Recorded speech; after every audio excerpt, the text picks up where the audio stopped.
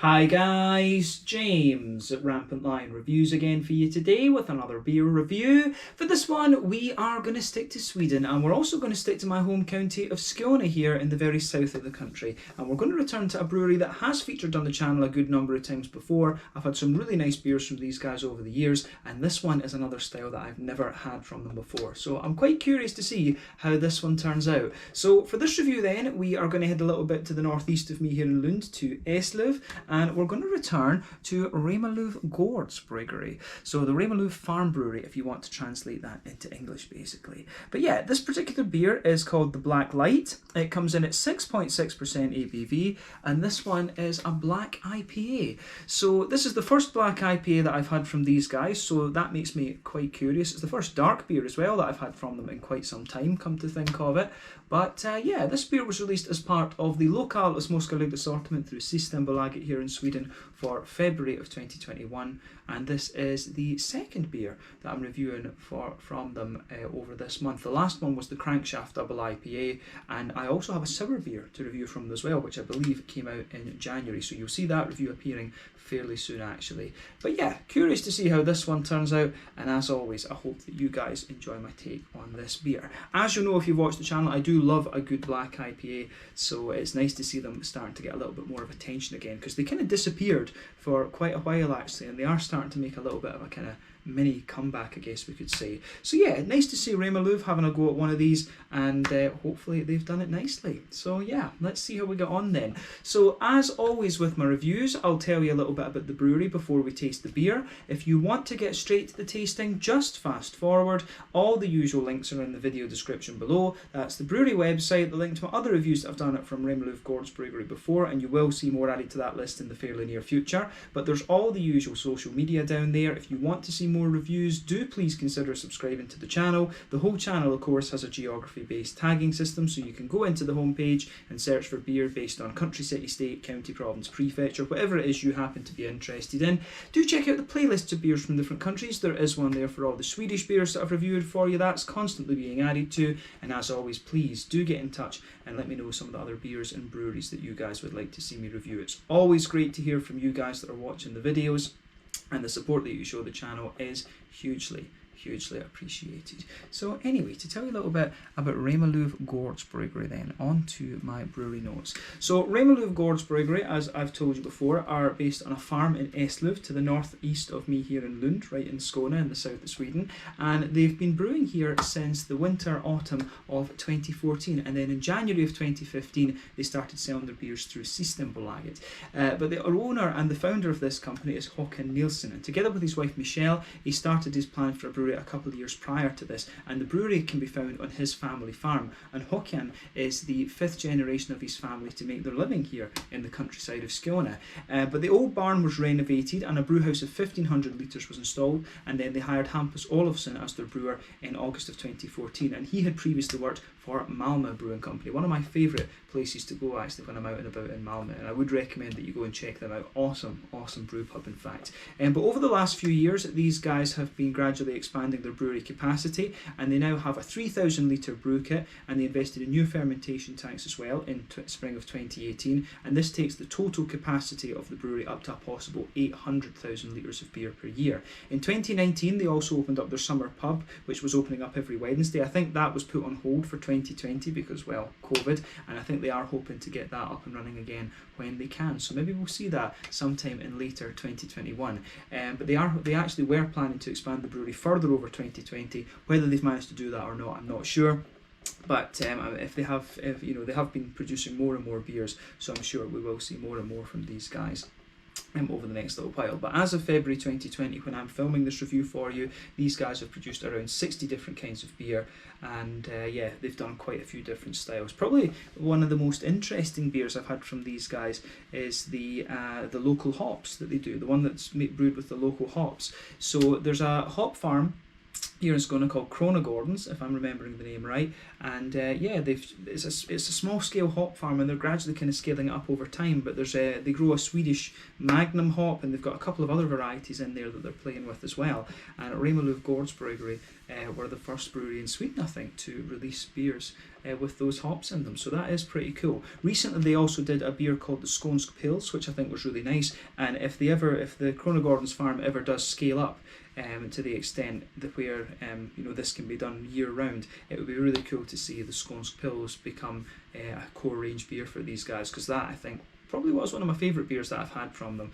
But yeah, they do a lot of IPAs. They do they've done a couple of lager beers, and they've also done a few bigger malty kind of things. One of my favourite beers from these guys, I would say, is also the red. Is it the Red Slope or the Red Carol? That's the higher alcohol one. They've got an Imperial Red beer that always comes out at Christmas. I think it's the Red Slope is the higher alcohol one, and the Red Carol is the lower alcohol one, but their Christmas beers are always very nice as well.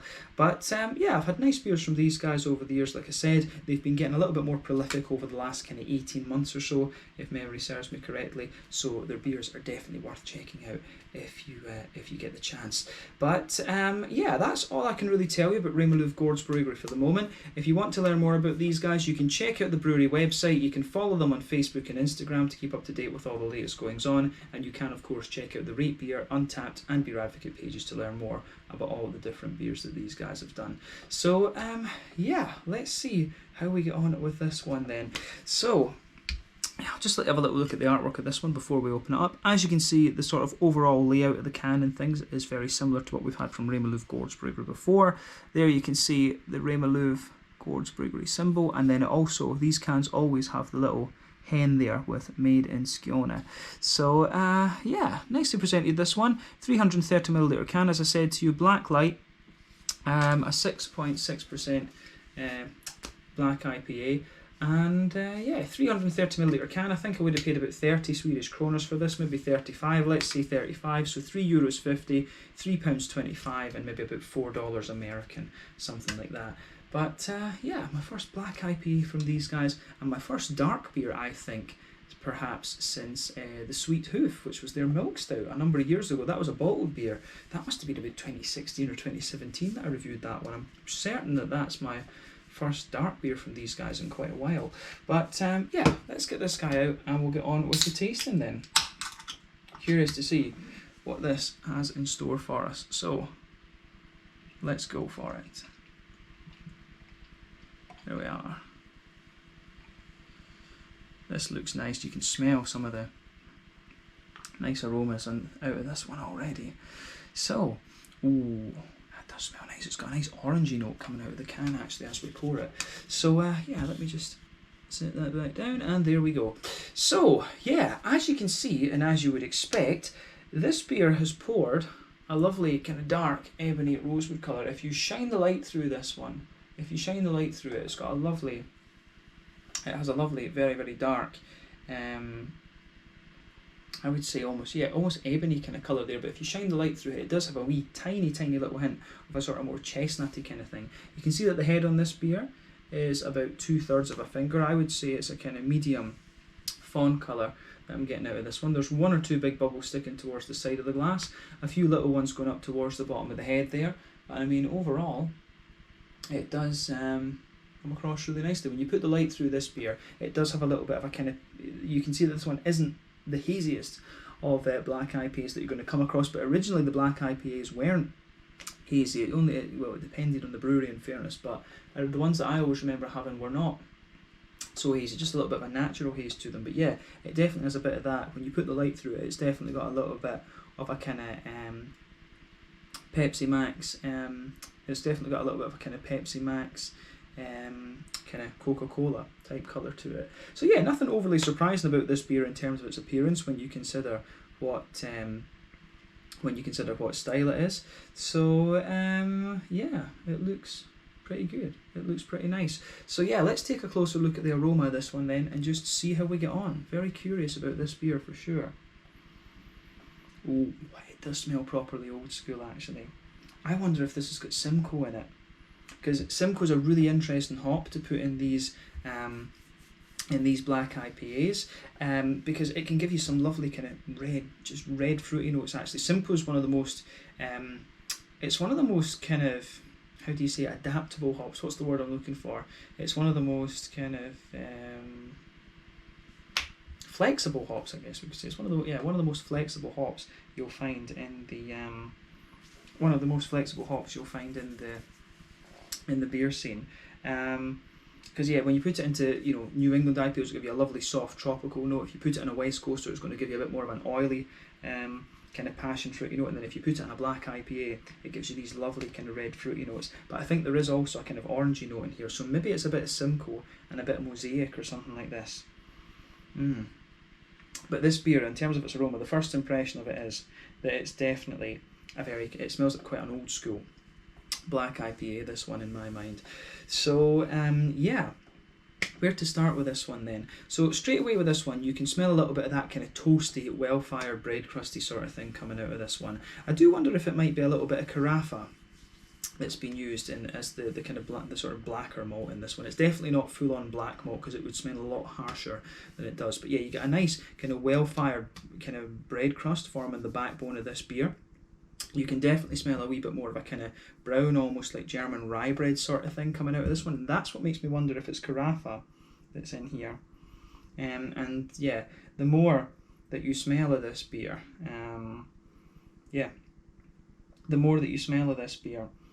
you do get a little bit more of a kind of brown sugary element out of it. There's a bit of a sweet caramel in the centre of the palate there, and as you move, or the nose I should say, the centre of the nose, always mixing up with words in my reviews these days, absolutely losing it. But yeah, as you move further out towards the kind of edge of the nose, if you like, you get a bit more of a kind of biscuity note there. So in the very centre, yeah, it's very, very sweet, but then you get more of a kind of biscuity sort of thing coming out of this too. So I really like how, this whole the aroma of this one goes together. Some of these black IPAs can be very straight up, roasty bread crust, brown bready sort of thing, whereas other ones can be a little bit more kind of sort of how would you say, other ones can be a little bit more kind of just sweet and sugary, if you like. Some of them can be very sweet and sugary, some of them can be very, very kind of roasty. That's what I was looking for. Yeah, but this one for me I think is really balanced. You've got that well-fired bread crusty note underneath, a bit of that kind of brown German rye bread sort of thing, sweet caramel notes, and a little bit of a sort of, a little bit of a kind of biscuity, a little bit of a sort of biscuity, McVitie's Digestive sort of thing in there. I think that covers the malt base pretty well, to be honest with you, in terms of the aroma. I don't think there's too much else kind of coming out of it.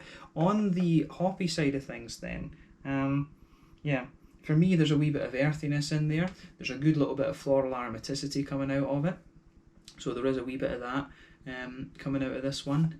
But I wouldn't say this beer is piney and resiny. It's definitely not piney. I'd say it's more just a little bit floral. Then there's also a wee bit of a kind of lighter grassiness going on in this one as well. So yeah, I do like how it goes together. Yeah. So yeah, I think the fruity side of things for me is quite interesting. So I do wonder, maybe there's a little bit of Cascade in here as well, because it does have a few of those kind of Cascadian dark ale sort of elements to it as well. So yeah, for me, on the fruity side of things, you can get a wee bit of a kind of, there is a wee touch of a tropical-y note to this one, a wee bit of a passion fruity quality. But then yeah, there's a lot of these kind of red fruity notes in there. So definitely some nice figgy notes to it. It's got a little bit of a blackcurranty, blackberry sort of thing. And I would suggest that that's Simcoe, but I do also get a wee bit of a kind of tangerine orange sort of thing, which I would say is most likely Mosaic, and Mosaic would make sense for the little bit of earthiness that the beer has as well. And there's just a few things when I've been further away from the beer, when I was pouring it and things, there was just one or two kind of things from memory was saying Mosaic in this one. I always like playing guess the hops with these beers, but there's so many hops out there these days, it's a bit hard to keep track of everything, to be quite honest with you. So yeah, that's definitely an interesting point to make about this beer for sure. But yeah, it certainly has my approval in terms of the aroma. It smells very, very old school, if you like, but very welcoming. So take a little bit of time and ponder over the aroma of the beer before you get stuck into it. But we're going to have a taste of this one now and just see how we get on. I'm very curious about this beer. So yeah, this one is the Blacklight 6.6% black IPA, the first black IPA I believe that Remmarlöv Gårdsbryggeri have released. And I think it'll be quite interesting. So let's get stuck in. Slàinte, skål, cheers.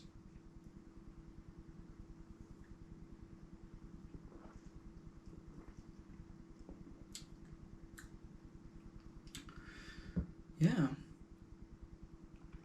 that's interesting, that one, definitely. It's nicely done though, I'm going to say straight away, thumbs up to Remmarlöv for this. This is a solid black IPA.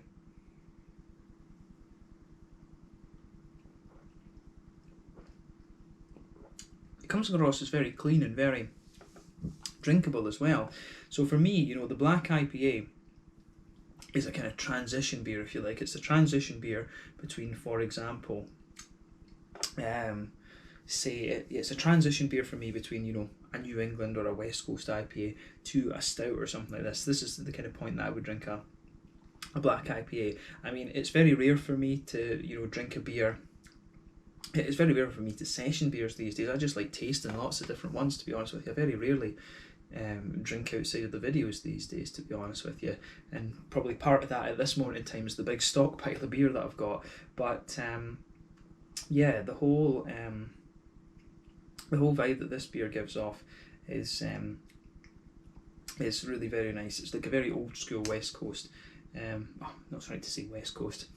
It's definitely a kind of more old school, quite crisp black IPA. So well done to Remmarlöv for this. Solid stuff once again.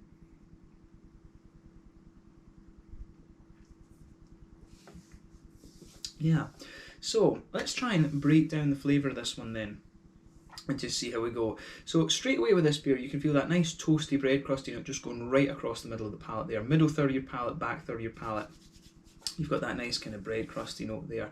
But yeah, in the middle third of your tongue, you can feel there's definitely a wee bit of a kind of brown bready sort of thing to this one. There's definitely a wee bit of that kind of brown German rye bready sort of thing sitting on top of that.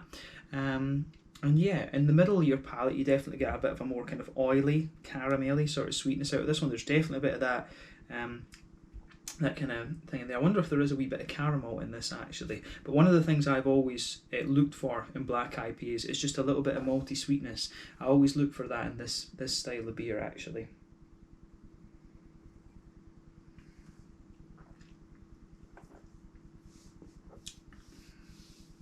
So yeah,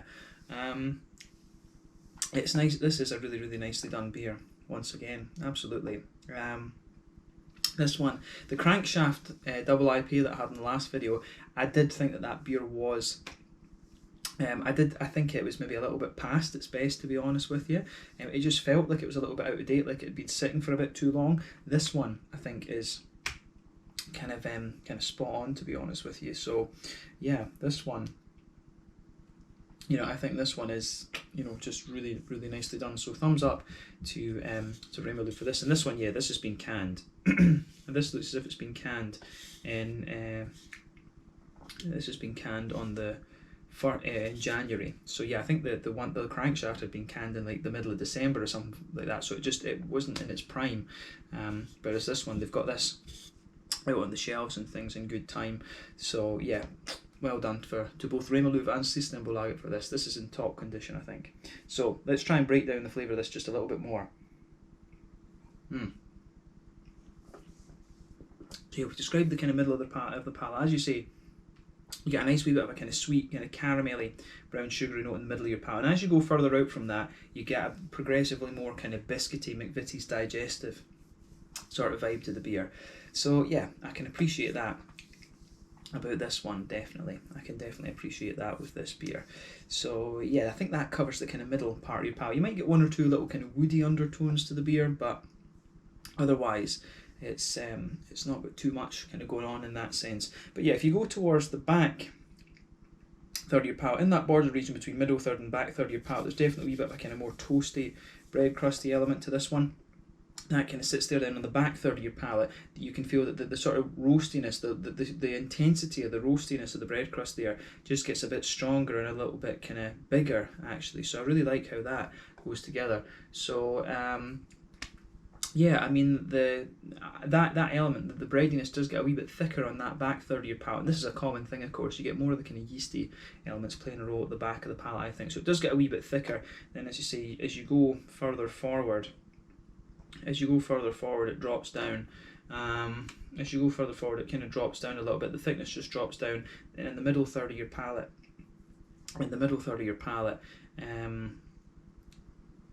you can just feel that the thickness, there is a little bit of thickness to it there, but definitely there's a drop in thickness between back third and middle third of your palate. But as I say, I think the malt base on this one is really nicely executed. It's not too dry, it's got a little bit of sweetness there to kind of balance it out, and that I think is what you want from a good black IPA. Quite a few breweries that I encountered with this style back when it was, it was popular in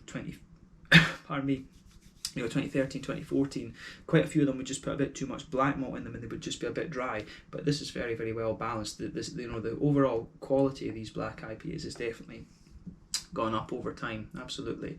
But yeah, on the hoppy side of things then, back corners of the palate, you've got a nice little bit of earthiness there. As you move further forward, the beer does develop a little tiny touch of a herbal quality, but then as you come further forward from that, you've got some nice big floral aromatic notes to the beer as well. So yeah, that goes together very, very nicely on this one for sure.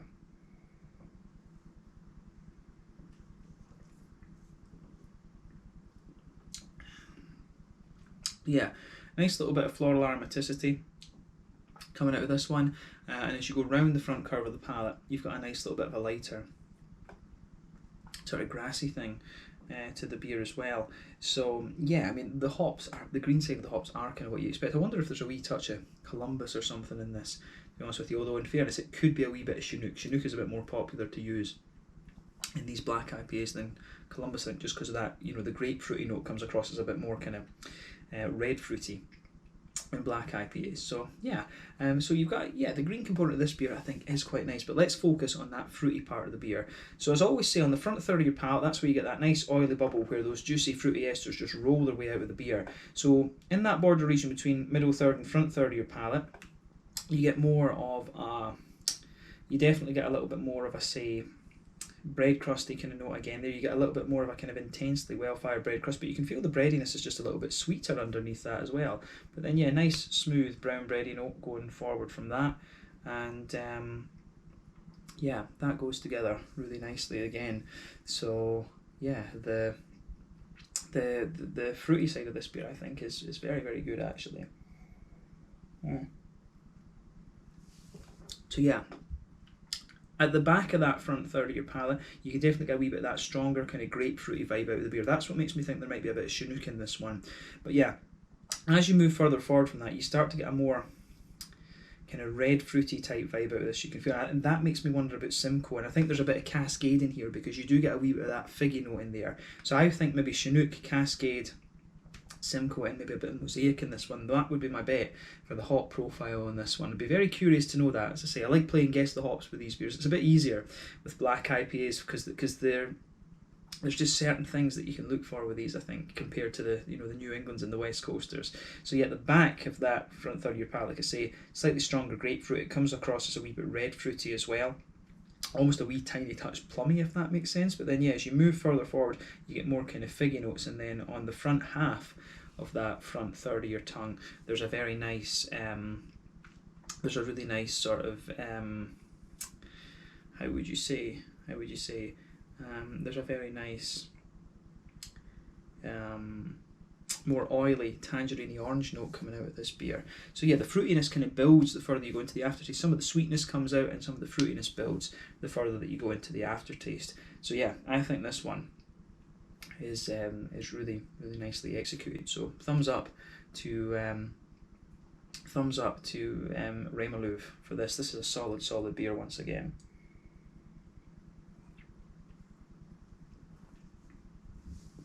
Yeah.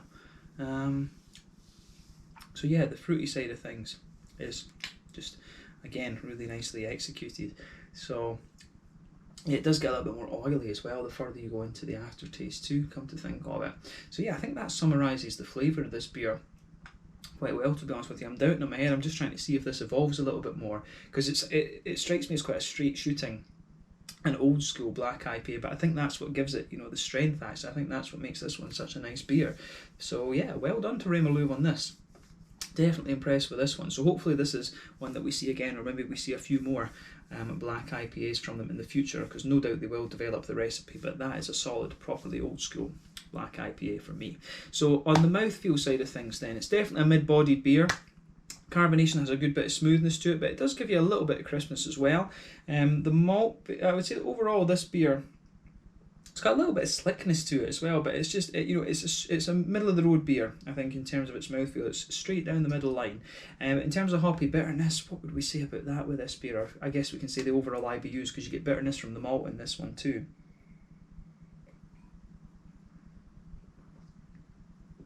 Yeah, I think this is maybe about a 50 IBU beer, or something like that. Yeah, there's a wee bit of bitterness from the black malt, a little bit from the hoppy side of things as well. But I mean, overall, it's it's another interesting point to make about this beer as well, I guess, because I wonder if these black IPAs that we get now are, I suspect that they're not as bitter as the original ones were, and maybe that's one of the reasons I actually enjoy the black IPAs. I'm finding more and more of the ones that I enjoy, but I don't know. It's interesting. I think having a slightly sweeter side to the black IPA, that's what really makes them warm to me. So maybe this is one. I always used to complain that the West Coast IPAs, the new West Coast IPAs, weren't bitter enough, but I do wonder if the black IPA is maybe benefiting a little bit from the kind of drop in IBUs that we've seen in the beer scene recently. That's an interesting point to think about, I would say. But yeah, I think about 50 IBUs with this beer. The malt base is quite smooth. There's a good little bit of sweetness to it, and there's a wee touch of dryness underneath. And then you've got some lovely, juicy, very slightly oily fruits that come out of this beer as well. So again, very, very nicely executed beer from Remmarlöv Gårdsbryggeri, and I'm quite impressed with this one, I have to say, so well done to them for this. So yeah, let's leave it at that for this one. This one, it was the Blacklight, a 6.6% black IPA from Remmarlöv Gårdsbryggeri in Eslöv here in Skåne in the south of Sweden. Really impressed with this one, and I look forward to seeing more of this style from other breweries around Sweden, and hopefully from these guys as well.